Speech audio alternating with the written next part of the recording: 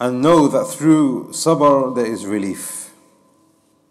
And know that through being tested, you are actually getting closer to your Lord.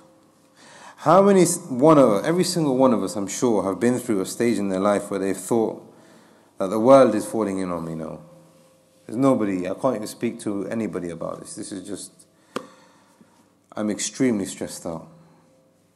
But then how many one of us here, those people who have tawheed, had sabr, and Allah opened a way for you and you didn't even realize that this is what Allah had ready for you.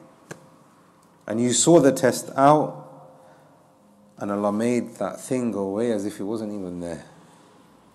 But not only that, He gave you something that you never even imagined, and He opened that restricted that place that you were in a way that you didn't even imagine that you wanted. Allah will increase you if you connect yourself to Him. He will give you relief, and He will give you the happiest moment of your life if you have sabr. Words will not describe that moment when you get that relief after sabr. Happiness.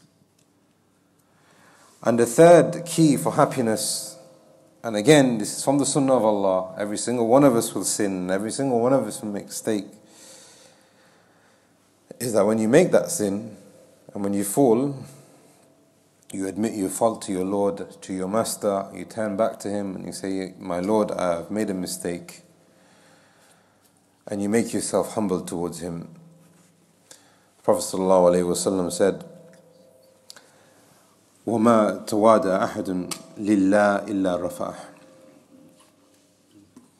There's nobody that makes himself humble towards Allah except that Allah will make him better than how he was from before.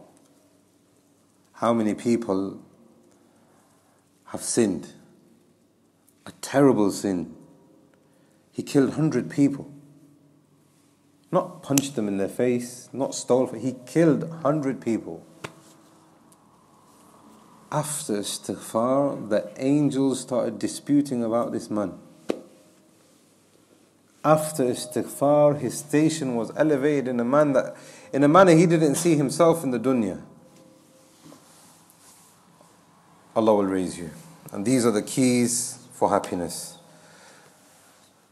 But some of the explanation, those who explain this book from the mashayikh, may Allah preserve them all, have said that the reason why the shaykh is giving you this introduction, this lengthy dua, is because obviously out of sincerity for the talib al-ilm and the reader, but also there's only the people who understand these qawaid will have these keys for happiness.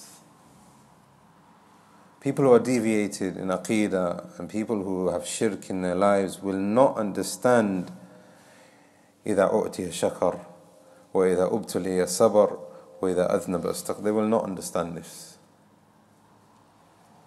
How many people make shirk instead of doing shukr? How many people make shirk instead of having sabr, as we will see? How many people extend their sin instead of having tawheed and making istighfar back to Allah?